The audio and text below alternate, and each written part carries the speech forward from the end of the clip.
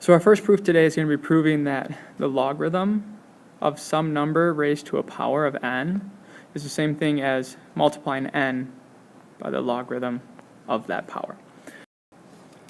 So the first thing I'm going to do is I'm just going to define some random letter of m. And I'm going to say that m is a number that is equivalent to the log of some base of my number x. So now, just using the definition of a logarithm, this logarithm says that the exponent that you would place on a to get x is m. So I'm just going to rewrite it as such.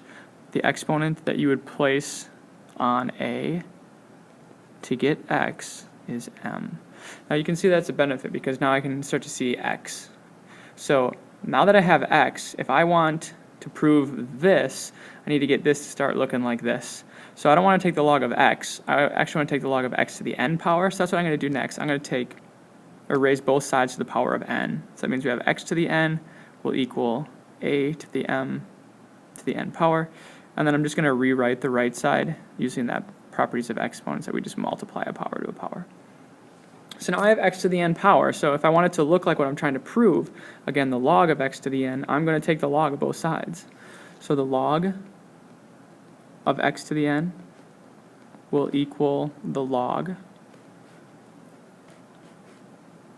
of a to the mn power.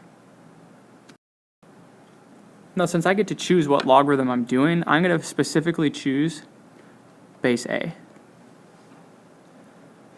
So the next thing we're going to do is we're just going to use the definition of that logarithm.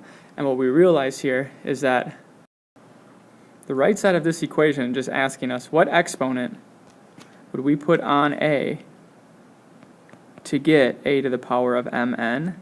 Well, obviously that exponent must be mn.